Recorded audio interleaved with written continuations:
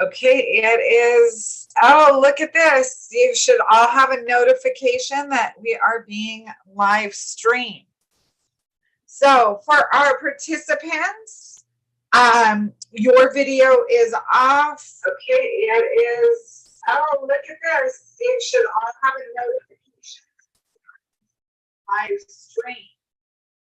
So for our participants, your video is off.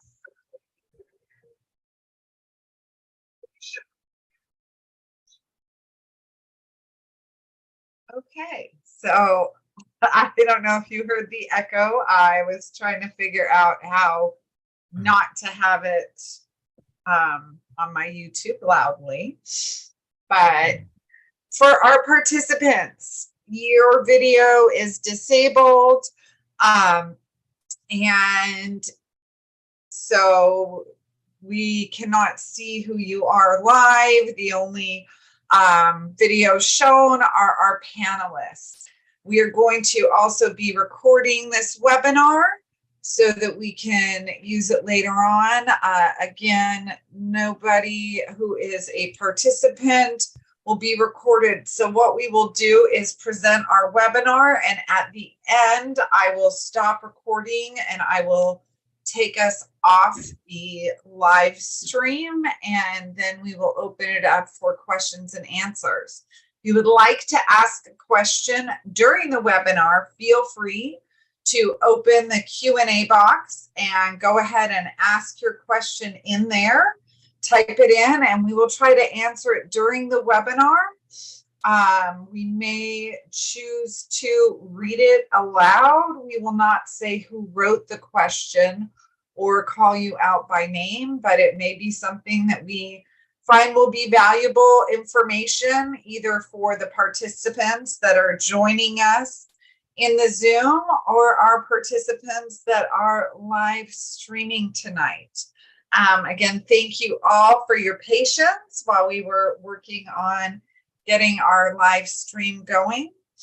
And with that, I'm going to go ahead and turn it over to Glenn Crawford, and he's going to get us started.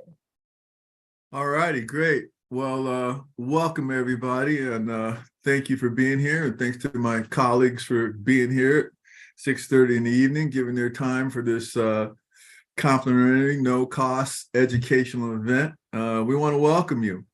We're not happy for the reason that you're here, but we are happy that you came to us, because this is where myself and my colleagues live, in the Vesta Irvine hub of Vesta Divorce, is that helping people navigating the choppy waters of divorce. And that's including the 4 major pillars that people have to deal with, which is the legal, the financial, the emotional, and if you have a home, especially in California, the real estate piece.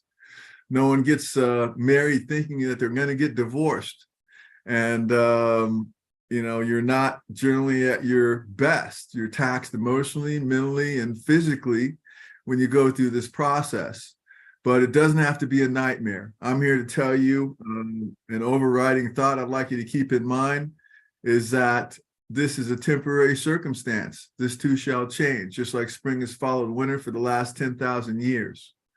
So here at Vesta Divorce, which was established almost 10 years ago in New England, and 3 years ago here in Southern California, we hit the beachhead. Many of my colleagues on the call here were a part of that group. We've spread across the country, so we know we're doing something right. We believe that the divorce market is largely broken. It's combative, it's confusing, and it's costly.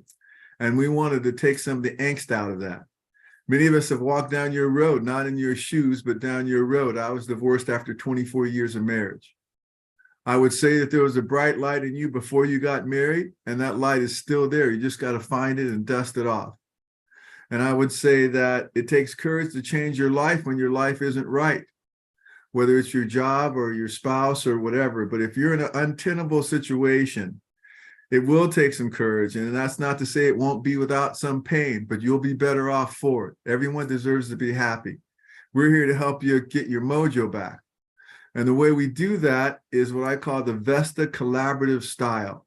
When I went through my divorce, I needed all the skill sets represented on the call today. I needed a lawyer. I needed a realtor, a mortgage lender, a licensed marriage and family therapist. I had all those things. I didn't even know, even though I'm in the world of financial wellness and understand a great deal about the world of stocks, bonds, and mutual funds and financial planning and retirement planning and estate tax mitigation and so forth. It's not what we're talking about here. We're talking about marital asset division. I didn't even know a CDFA existed. A CDFA is a certified divorce financial analyst or a divorce financial expert. We'll talk a little bit more about that later, but I certainly wish that I had a team or a place where I could go and get all the skill sets in one place.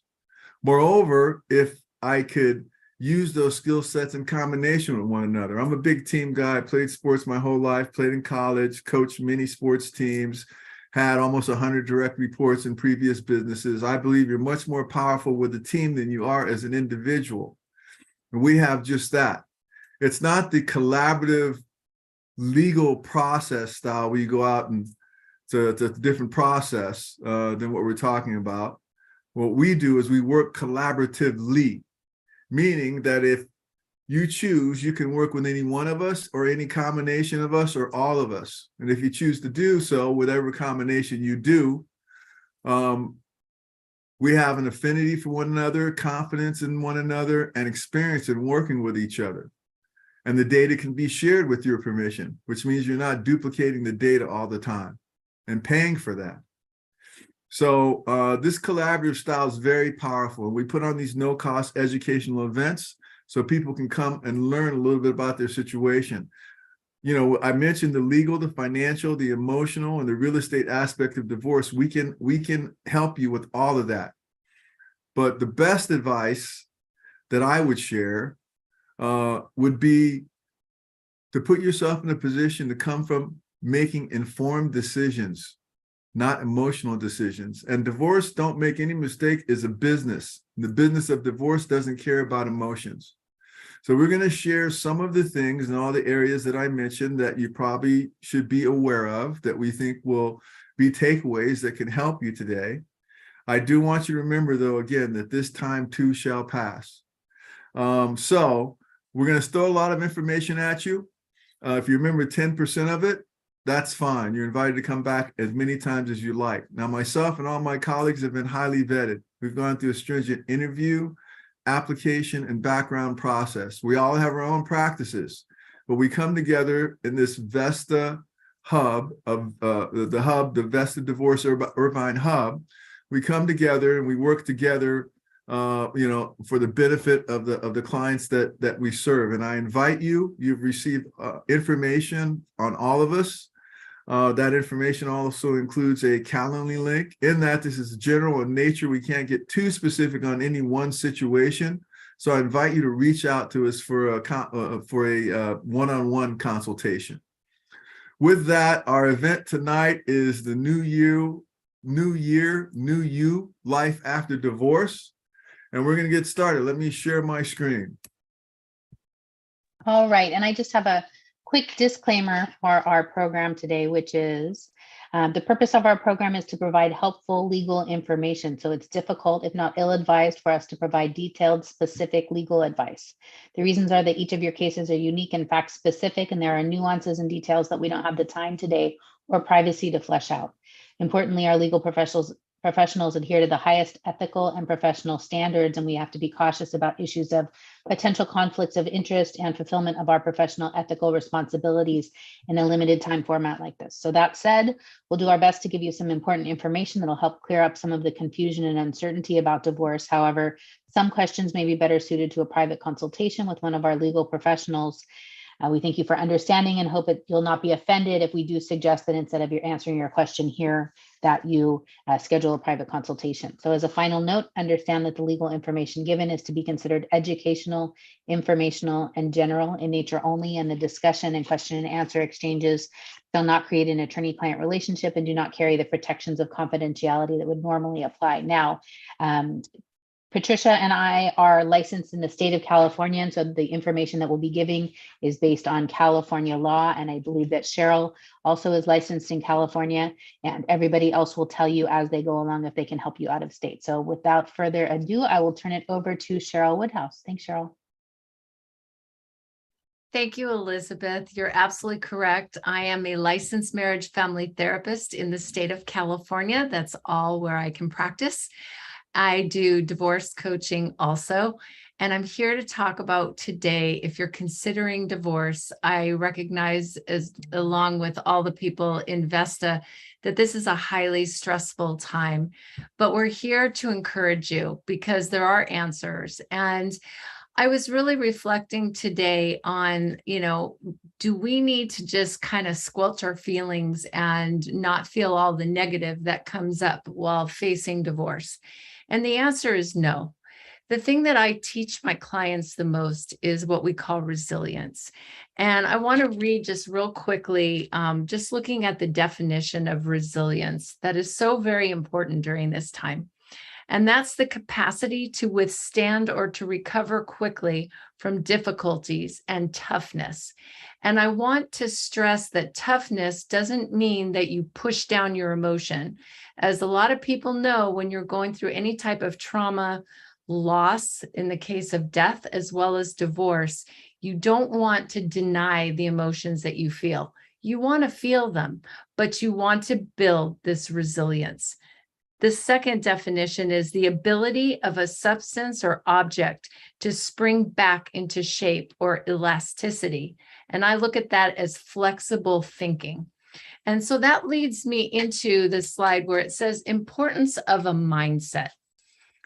That's building resilience. It's feeling your emotion, getting it out, however you might feel it's appropriate, obviously safely and privately, so that you can get rid of all of that energy. But if you stay in the negative space all the time, you're going to start to feel negative. And those feelings and thoughts not only affect your emotions, it affects your behavior. It also affects your body. Lots of people know there's a strong mind-body connection. And so if we're constantly feeling negative, if we're dealing with extraordinary amounts of anger, that can show up in stomach aches and headaches and even worse.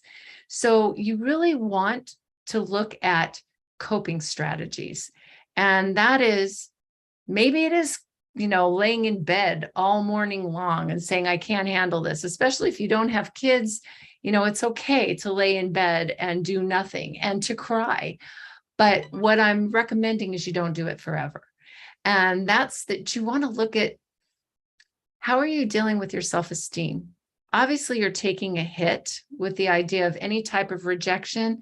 And even if you're rejecting your significant other, or you're rejecting the fact that there's just no hope in this relationship. But there are the coping strategies, and that's to look at, what is my mind saying? Do I have all negative self-talk, or do I have positive self-talk? Who am I surrounding myself with? Do I have positive people that believe that there's life after divorce?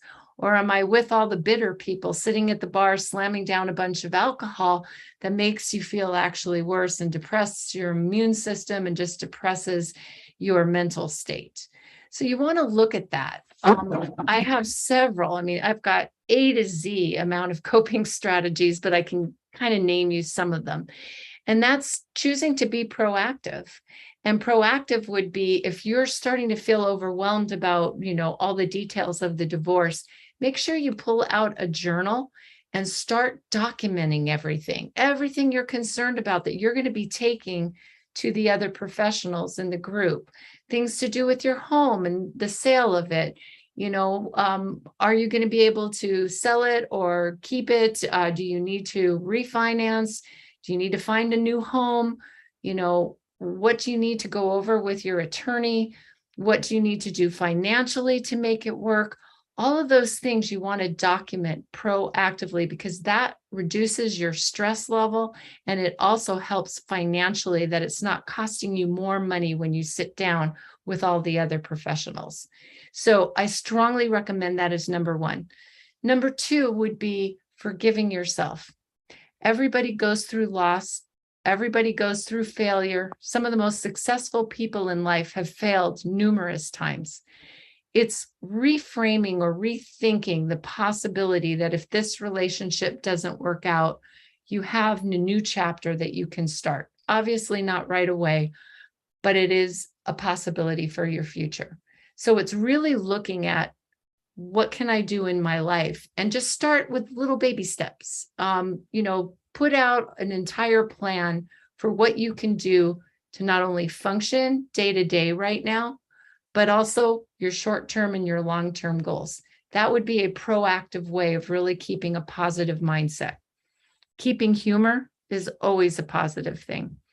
If you're a type of person that likes to exercise, absolutely get all of those neurochemicals going, the happy chemicals, look for fun things to do. If you've got kids and you feel like there's going to be such a loss, think of some new activities you can do, spending quality time when you have that visitation time with your kids, and maybe some new things that you can learn together when you're spending that quality time, and not focus on necessarily the quantity of time. These are, again, ways that you can think of some positive things to do. You want to, again, be in strong, positive community. Watch your language, not say, I have to do this, I get to do this, I should be doing this, always do this, or my spouse always does this, or they never do this. The more you start putting those negative vibes out there, the negative comes back. But if you start to think about, maybe we can co-parent together better apart. Maybe there won't be as much fighting in front of the kids when we're apart. So again, you want to look at, how are you sounding not only to yourself, but to your kids and other people. You want to do therapeutic coaching, divorce coaching, to really focus on this. I know a lot of people say to me, Cheryl, I wish I knew you before I was facing divorce, but that's not the case. You really, really need to do therapy or divorce coaching before, during, and after divorce, because you're going to go through all kinds of stages during this time. So it's super important that you get educated as quickly as possible in this process. I have some people online that might be saying, I'm not even sure I want a divorce, and my partner is not even sure. Well, that's absolutely a time to start looking at couples counseling and to see if this is the best, option, or if there's other options. But again, you don't want to do something that's emotionally driven. It costs time, it costs money, and heartache if you don't strategically focus on what you need to do step by step. So here's a slide, Glenn, that show everybody is, I want you to think about what you can control and what you can't. This is something super important to actually sit down and write, because so many times we get wound up about the things that we absolutely have no control over, and it's going to happen no matter what. One of them, a little bit, is court. I mean, obviously there's wiggle room in court, but there are certain elements of law that are just not going to change. And you pushing for that change to happen when it's never going to happen is a waste of time and effort. So you want to really sit down and say, what is in my control and what is out of my control? And obviously you can't change the past. You can't really do anything about the future. There's so many things in this grid that you really can't control. But what you can control, and this is the most important part of what's on here, is your boundaries, meaning what you will put up with and what you won't put up with, setting limits on people, setting limits on yourself. As an example, not to let yourself get so out of control because of the grief you're experiencing. Instead of going out and drinking, you can go and call up a very supportive friend. That would be a way of what's in your control. Your thoughts, your actions, the goals that you set, which I had mentioned, where you're putting your time and your energy is super important, especially when grief does make you feel exhausted. You really, really want to budget how you use your life energy. And looking at the way you're handling your challenges, that's the most important thing. And I'm sure all the other professionals will help you get focused in their areas of expertise, where you can go back to that journal and look at the steps you need to take in each one of those areas. Thank you for listening.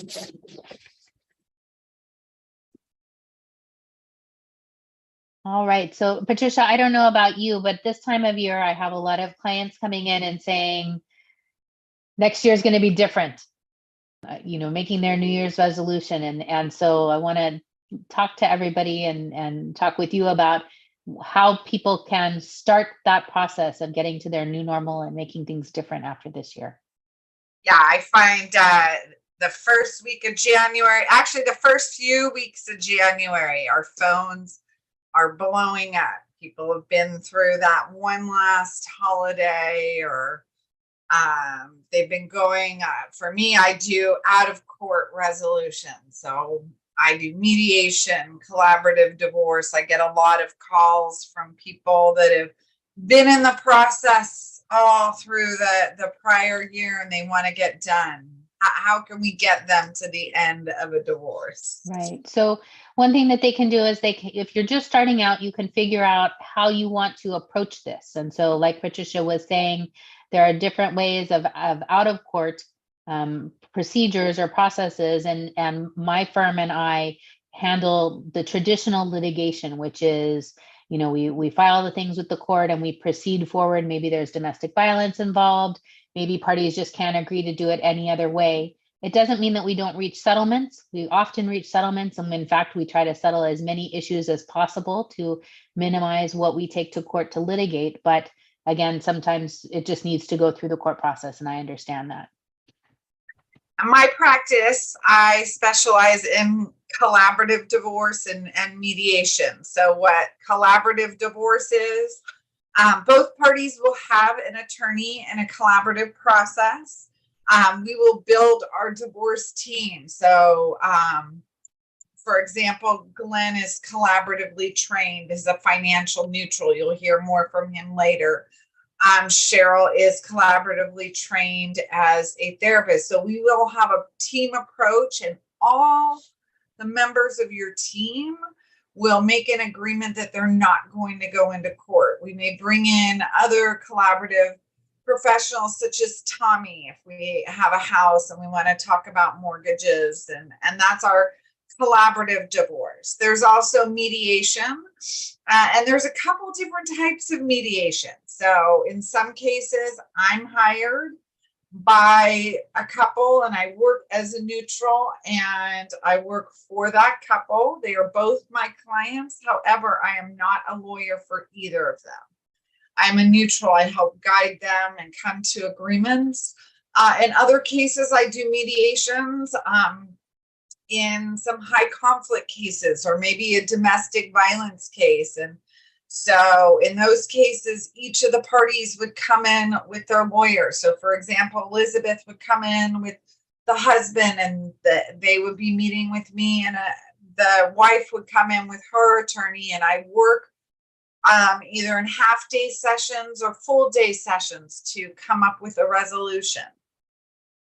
Right. And we like agreements because it is parties trying to work together to reach a compromise, which, while it may not be everybody's first choice, it's often significantly better than a stranger in a robe telling you what to do with your life, your family, your assets, your debts, those things.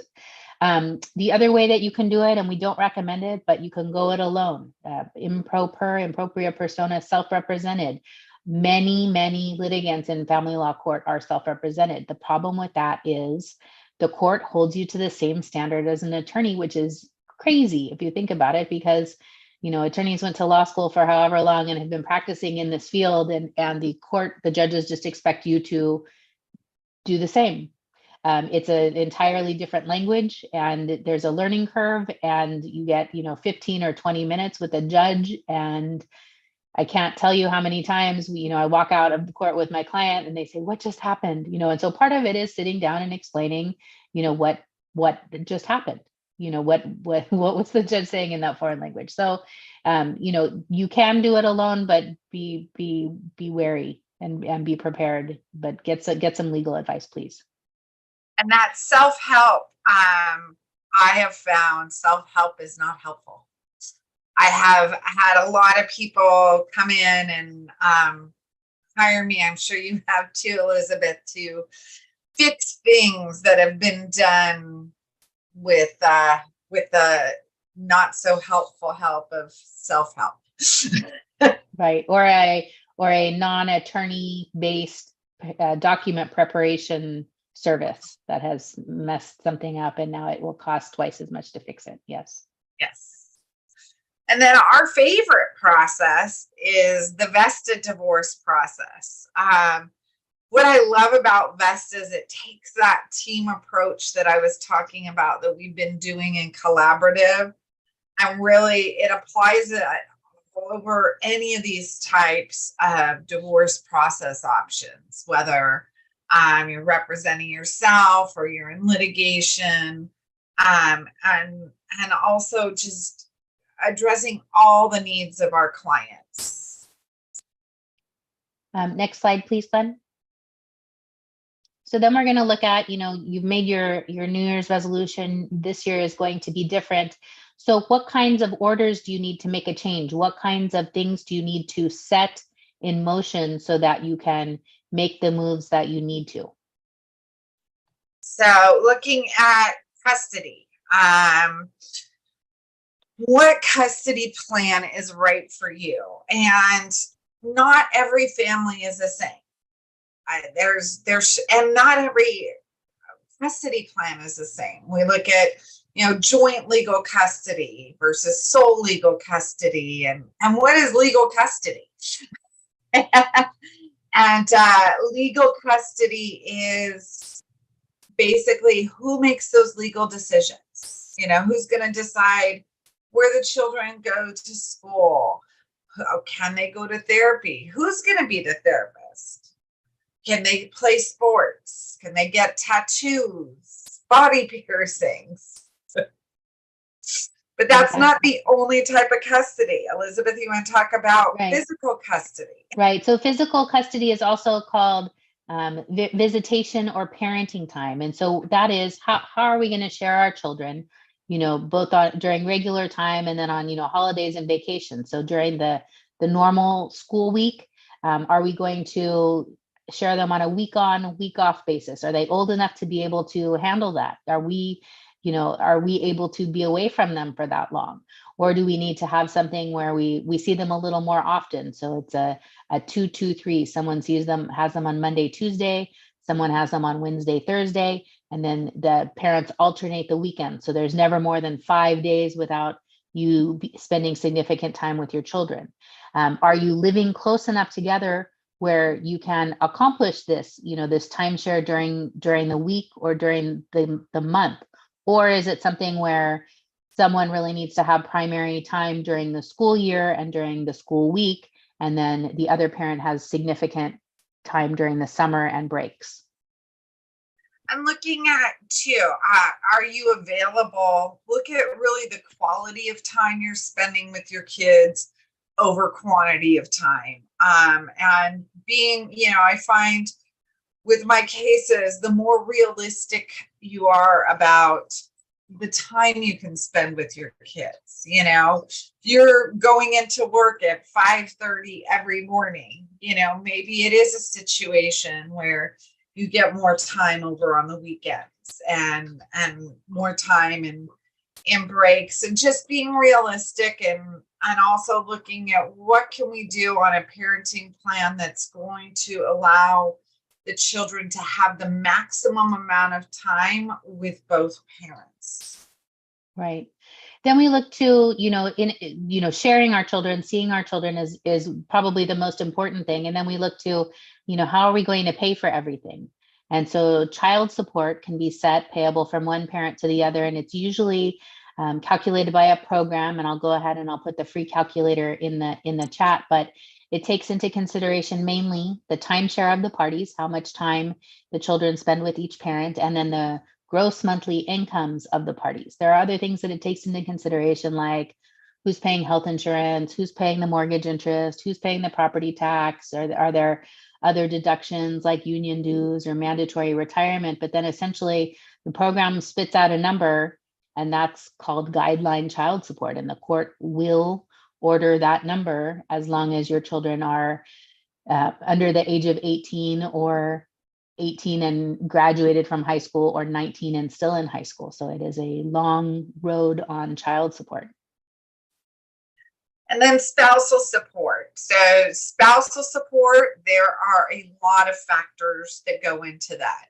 So you're going to look at the age of both spouses, their health, how long they've been married. In California, we consider any marriage that's over 10 years to be a marriage of long-term duration. So that's a long-term marriage.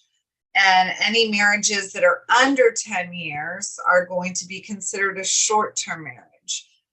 For short-term marriages, our guideline is spousal support, if any, is paid for half the length of the marriage. The court's also going to look at, and if you're in mediation, we'll take a look at what is the lifestyle of the marriage. You know, have both parties worked for the majority of the marriage? Is there a great disparity in income? What is the earning capacity of both the spouses? And, you know, is there a time that was missed to help raise the children? Did one party support the other party in school while they were getting their degree? So you're looking at all these different factors. And temporary support just means support that's paid during the case. Permanent support just means support in your judgment, as permanent is not permanent. Right. Some people find that out the hard way, but permanent just means it's a little bit lower than temporary support. Temporary spousal support is a little bit higher because the court assumes that you need to set up your new and separate household. The permanent support order should include something called a Gavron warning, which is the admonition by the court that the supported party should take reasonable steps to become self-supporting within a reasonable period of time. So what is that? It's, you know, in a short-term marriage, it's half the spousal support turns off at half the length of the marriage. So, you know, maybe in a long-term marriage, you should be fully employed. You know, you need to take steps to become fully employed, and you need to be able to prove them along the way, actually. The other thing that you need to look for, and it's not in every case, but sometimes you may need a domestic violence restraining order. Maybe there's been an incident involving assault or battery or stalking. During COVID, at the beginning of COVID, there was a lot of electronic monitoring. If you find yourself a victim of that, you know, or even someone sends one text, "Where are you?" You send them a text back saying where you are, and then they send you 50 texts in, you know, the next 5 minutes. That can be considered domestic violence by the court. So please, you know, if you think for any reason that you might be the victim of domestic violence, please talk to someone and see if you can't get an order protecting you or you and your children.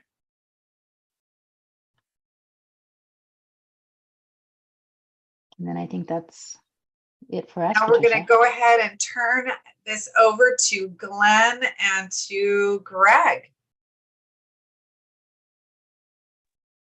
Great. Thank you, Patricia and Elizabeth. Welcome, everyone. My name is Gregory Schmidt, and I am a certified divorce financial analyst. I am a financial advisor. I help people manage their assets. I help people manage their risk. I help people put together financial plans. But I am also a certified divorce financial analyst. And so not every financial advisor is a CDFA, and not every attorney or CPA is a CDFA. And so it's really important that as you go through this process, you know, you speak to somebody with that designation, because there are some particular nuances with your finances as you go through the divorce process that you really need to be aware of. And Glenn will talk a little bit more about that in just a minute. But as we talk about the new year and the new you, and as we talk about kind of, you know, preparing for divorce, we want to just talk to you a little bit about what you're going to need on the financial side to get started. And so the first step is just getting organized and getting all your documents in order to really substantiate the things that exist within the community. And so a really great way to start that out before you just start making piles of paperwork is just make a list of all the questions and all the facts of the marriage. And so notice I didn't say assets and debts there. I said questions and facts. And so that might be when somebody started working at a particular employer. That might be when you bought your house. That might be when you sold a house. It might be when you opened up an account. It might be, when your kids were born. All these different things. Make a list of all of them because they're going to play a role in some of the negotiation factors that you go through during asset division and support and all these other things. And so, a big part of that is going to be your income and your expenses is going to play a big role in the financial side of things, as well as your assets and your debts. And there are two forms in the California court. There's FL 142, and that's going to be your schedule of assets and debts. And there's your FL 150, and that's going to be your income and expense declaration. And so those are the documents that are used for preliminary disclosures, financial disclosures.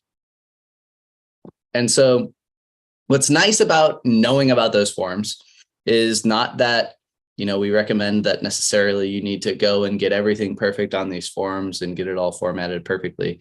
What's nice is they will list out a bunch of different categories of assets and debts that you may have had throughout your marriage to help jog your memory and kind of help you with that first step, right? So you can print out the PDF and you can just take a pen to it and you can just write stuff down.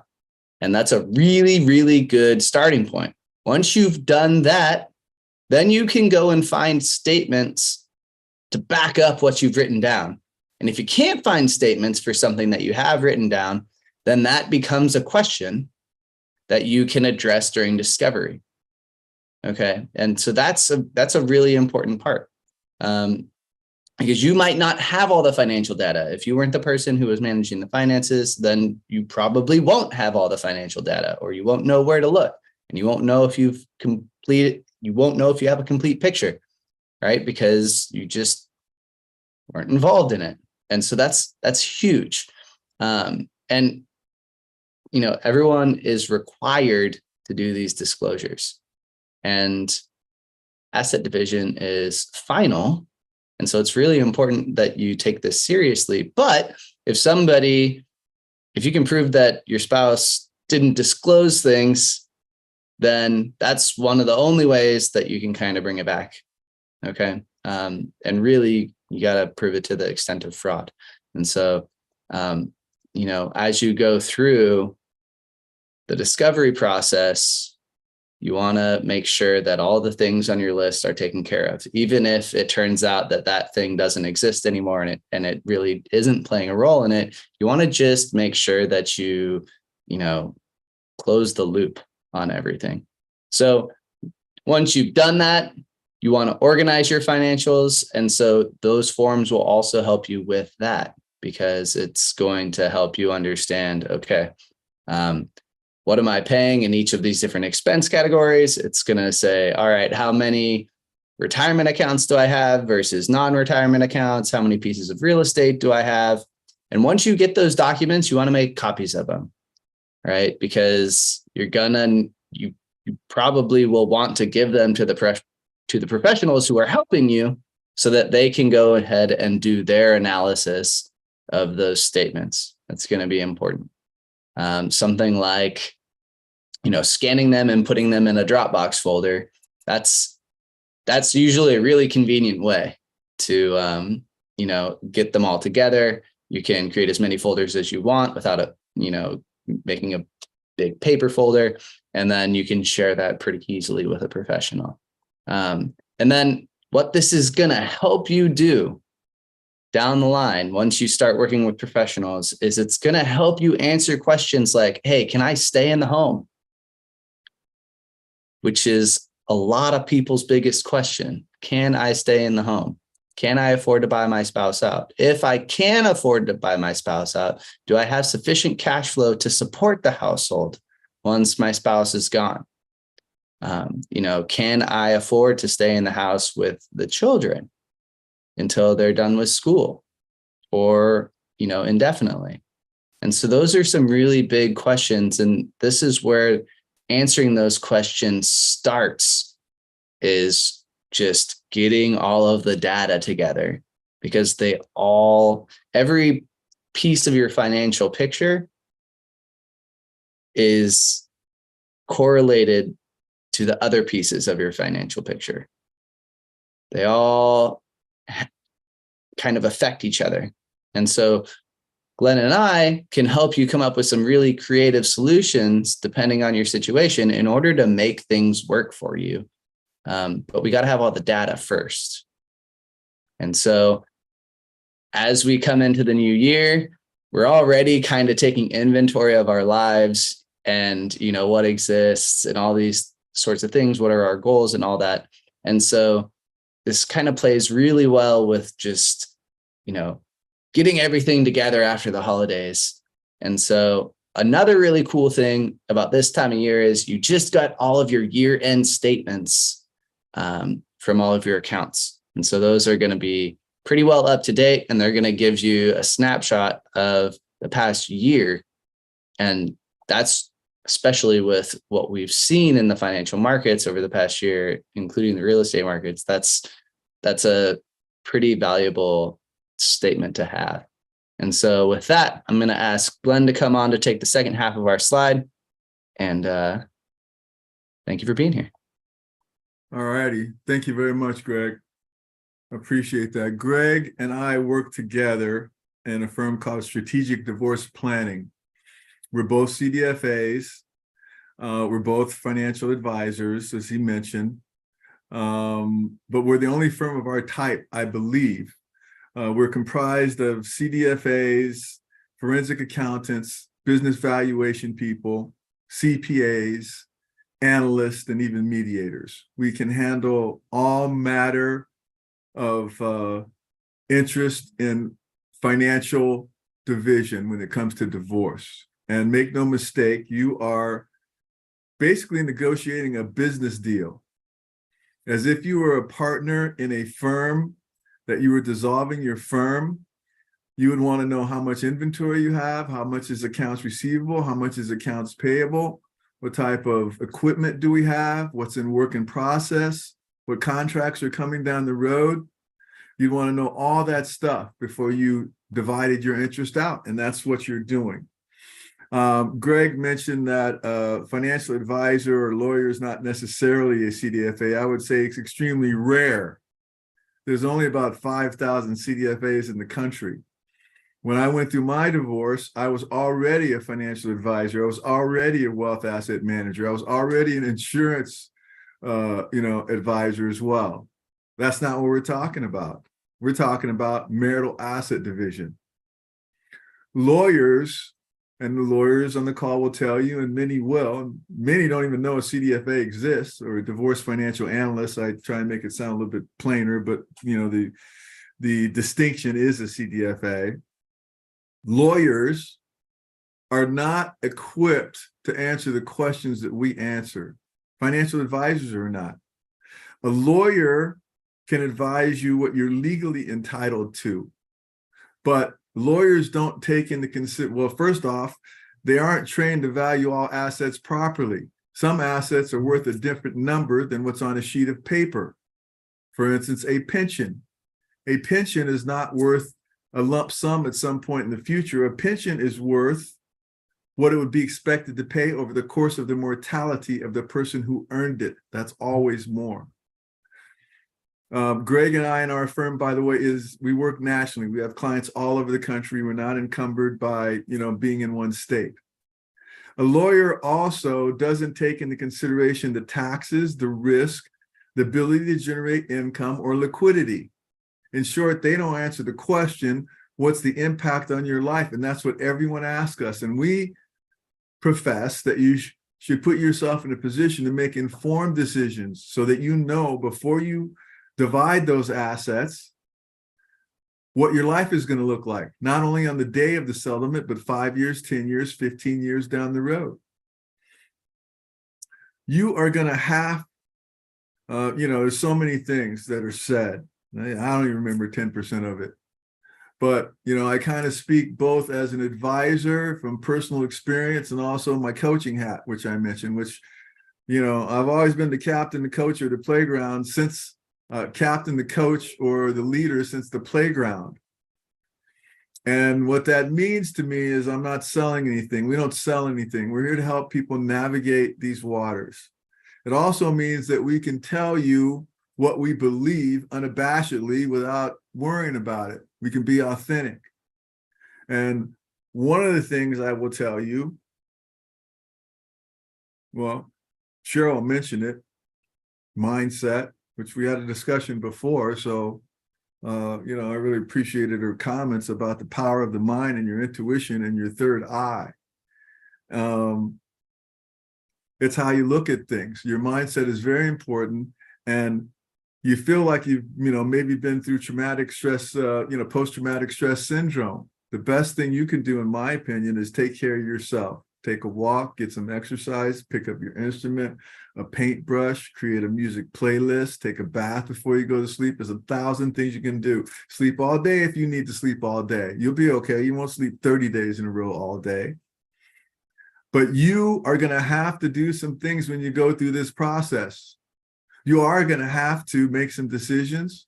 You have to meet some deadlines. You're going to have to disclose some things. And don't worry, you have all the data. Greg is really, the really keen analyst. So he's, really high on numbers, as am I. But don't be overwhelmed with that, because you heard from the lawyers that both parties, and you heard from Greg, have to disclose some things. Even if you can't put your finger on all the things that you have in your marriage, you kind of have an idea that, my soon-to-be ex said they bought some cryptocurrency, or that, we're partners in a REIT, or we went in partners with, some other families on some duplexes. You have an idea. So just write it down, because we know we need to look for it. And, we need to request for the other side to compel that data. If they don't, they could lose it all. But here's the thing. You're going to have to do some things, no question. But guess what else? You get to do some things. You got a whiteboard. You get liberated. You can do things you subordinated for your spouse and your family. And particularly women have strong maternal instinct to take care of everybody else. It's okay to take care of yourself. Now's the time. And everyone asks Greg and myself, no matter if they're getting $50,000 or $50 million, they're all worried, am I going to be okay? How, can I make sense of it? So our firm provides clarity, comfort, and confidence to help people navigate and make decisions about how, why, and how to go about what's the best way to divide assets so that you get your entitlement, taking into consideration taxes, risks, liquidity, and income, and everything. I mean, Social Security benefits, everything. So you understand what your life's going to look like. There's a bright light in you before you got married. All you got to do is find it, dust it off. And I don't care how old you are. I was 60 when I got divorced.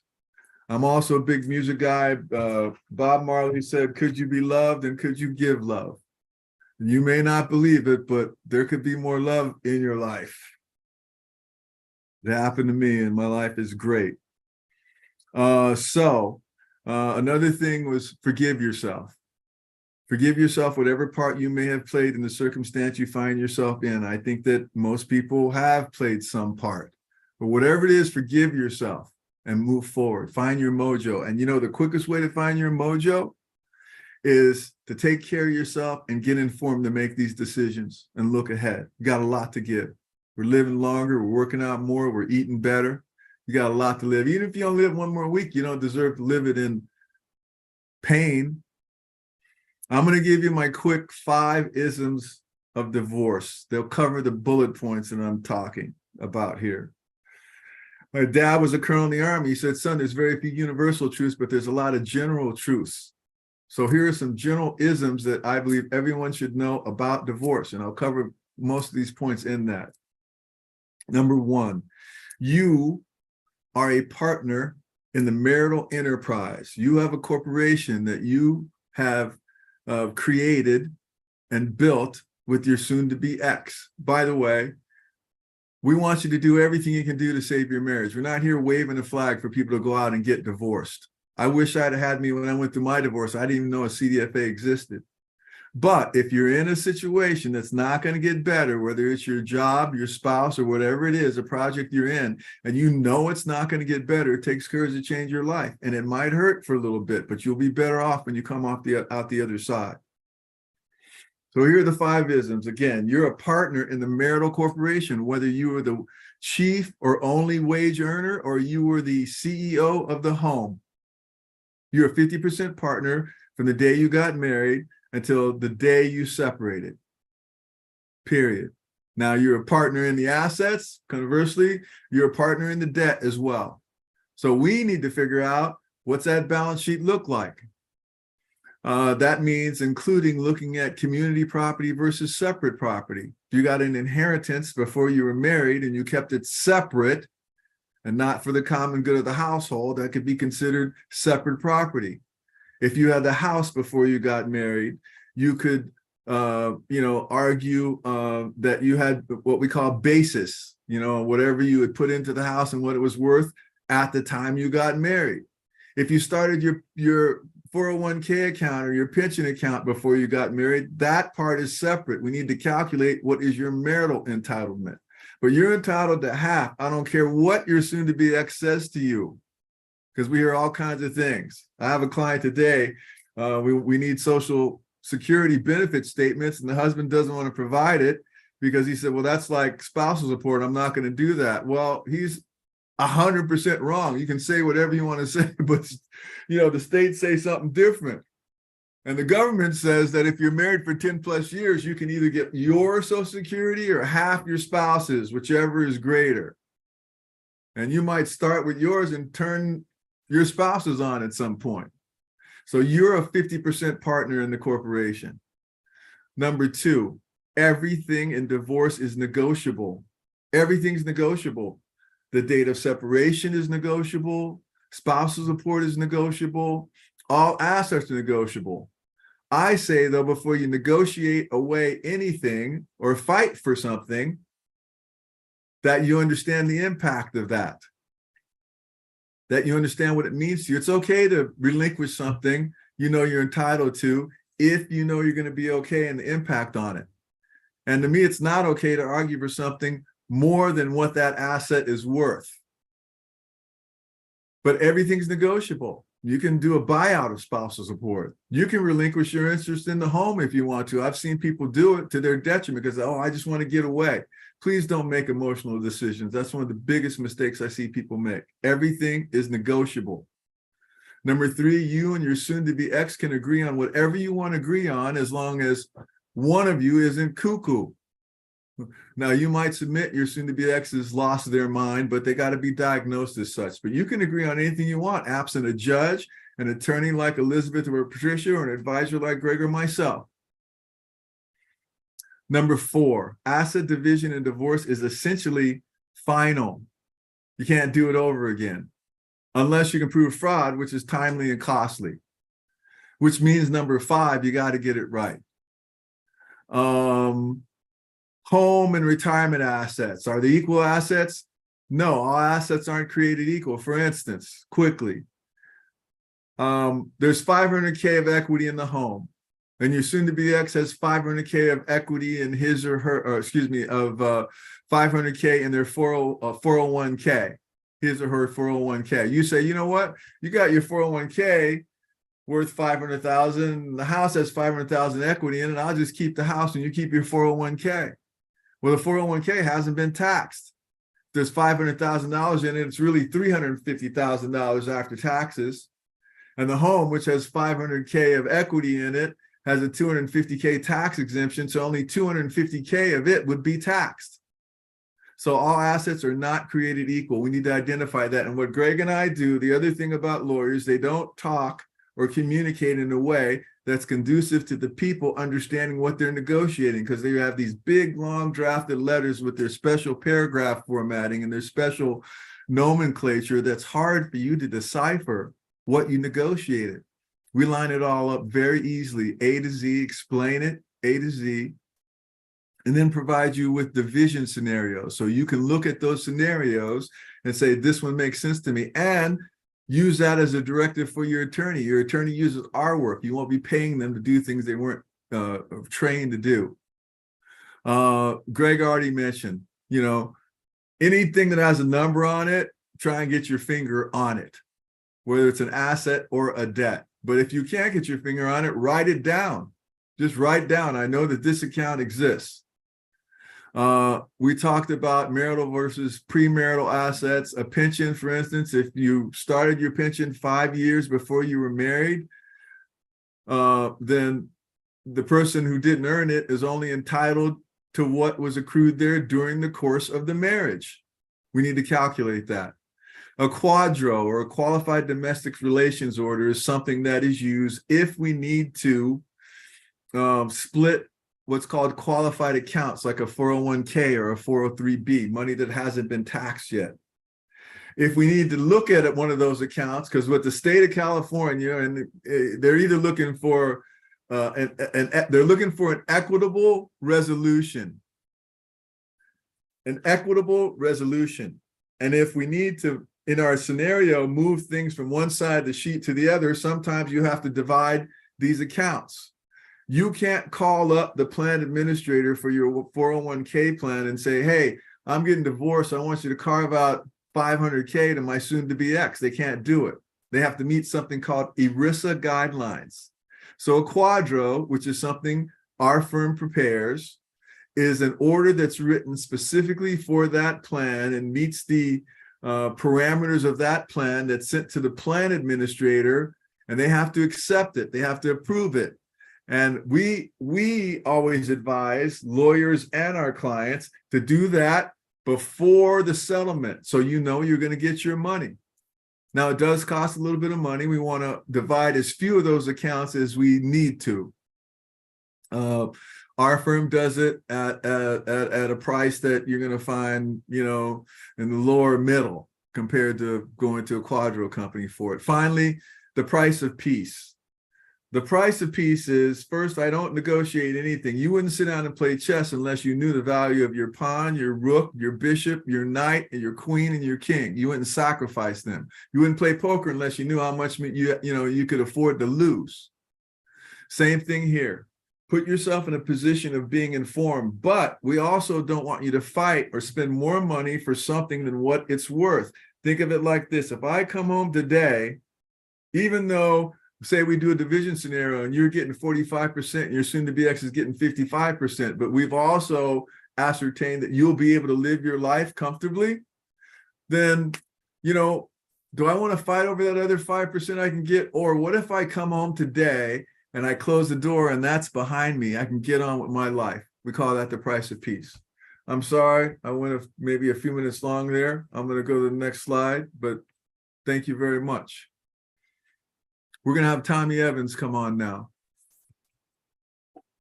Thanks, Glenn. I got to say that, having someone like Glenn and Greg in your corner is a tremendous asset for going through the home buying or going through the divorce process. And so, when it comes to your home, having someone, Susan couldn't be here tonight. She's our in-house divorce specialist when it comes to real estate. And, having her in your corner is really important for multiple reasons. You really want to make sure that you have somebody that looks at the home as the client itself. They're not taking sides, he said, she said type thing. Her job is to get the most amount of money for that property. And that's her job. It's to represent that property and to make sure that if you want to sell that home, you're going to get top dollar for that home. She knows how to navigate, between the two different parties involved to make sure that, she helps with the scheduling.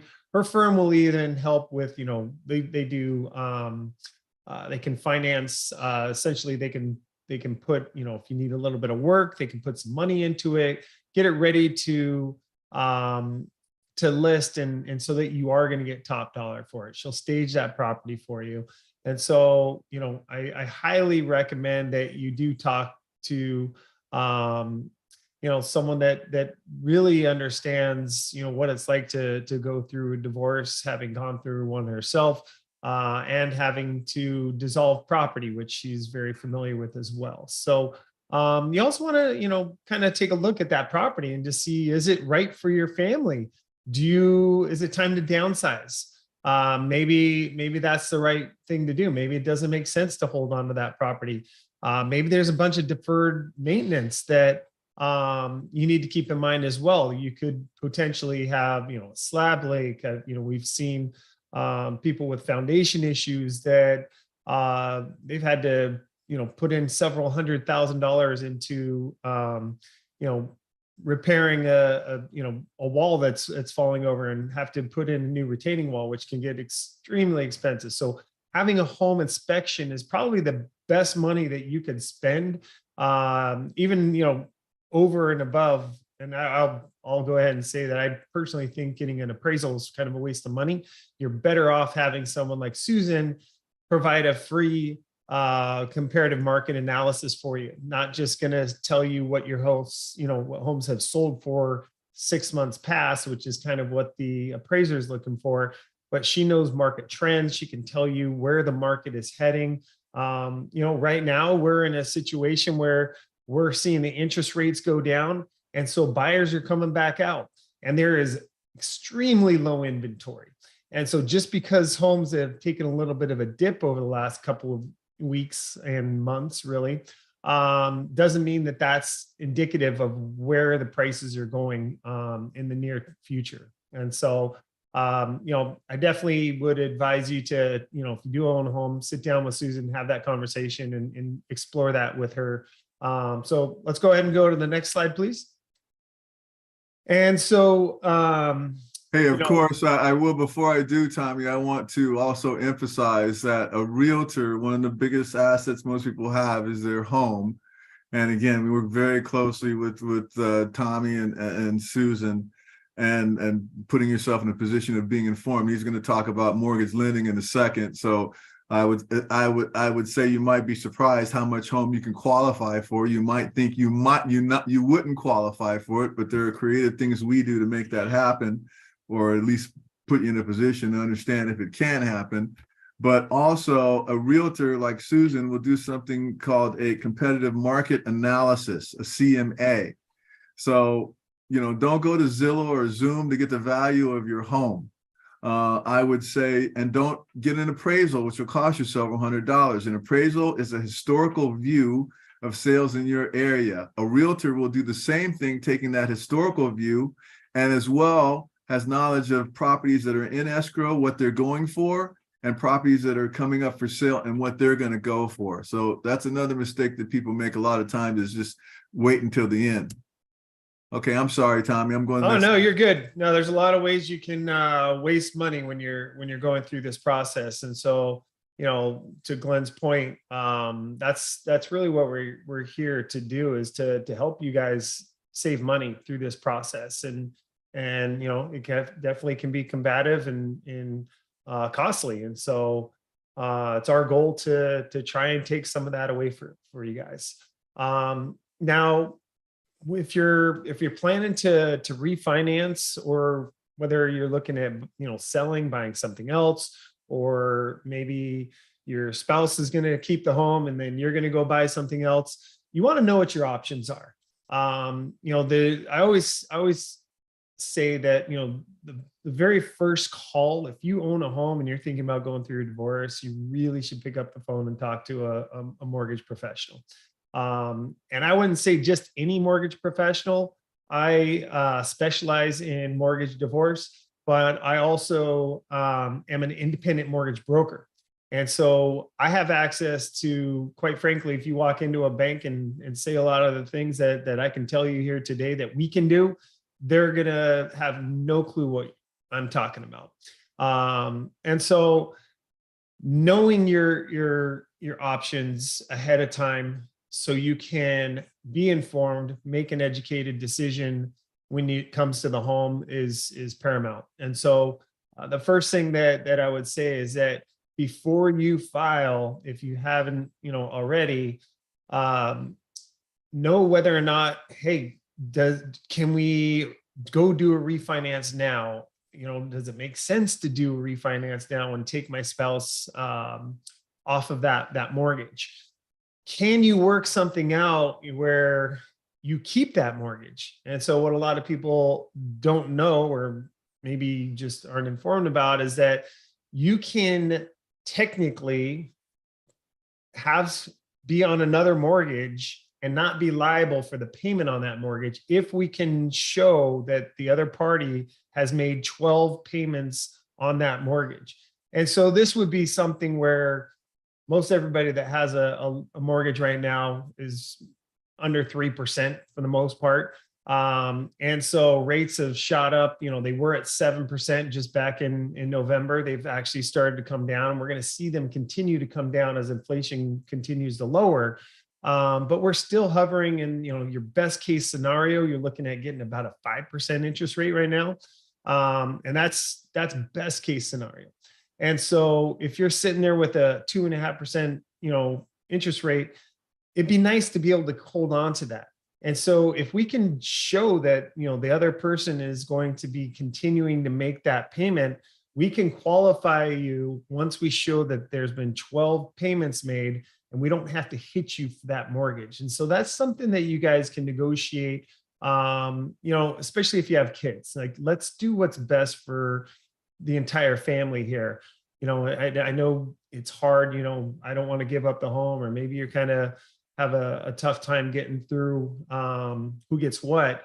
But if you can at least try and take some of the emotion out and try and look at this as, especially if you have children, what's best for my children. And that's going to be the first goal. Now, some of the other ways that we can get creative with financing is that, maybe you have a trust, or if you don't, we can create a trust. And with that trust, we can create trust income. And this is something that I work with Glenn on, quite frequently, where instead of taking a monthly distribution or support, we can set up a lump sum distribution where you take, a lump sum, and we can put that into a trust. Now you have a trust, and we can take a distribution from that trust, and that can be your income.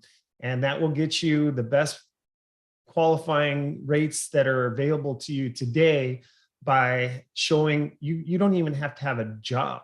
That trust income can be all of the income that you need to qualify for a mortgage. And so these are things to consider, especially for stay-at-home parents. Again, we've got other creative financing that we can get into, but quite frankly, the more creative we have to get, the more expensive that money gets. And so one last thing I really want to talk about is just, keeping your credit in check, making sure that you're paying your credit cards on time. Try and keep those balances below 30%. And ideally, don't go and just start opening up a bunch of credit. I know it's, I'm going to show, this person, I'm going to go out and get this brand new car and all this stuff. Especially if you start spending money on the kids to try and one up the other.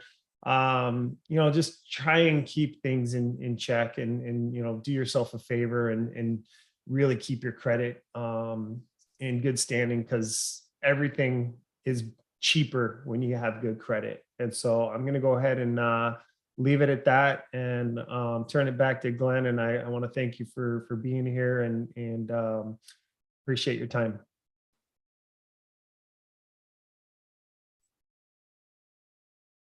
Thank you to all our presenters. I'm going to go ahead and stop our recording. We want to thank all of you for coming, and I will open it up for some questions and answers as soon as I take it off our live and take it off our recording. So if you'll just give me 1 minute to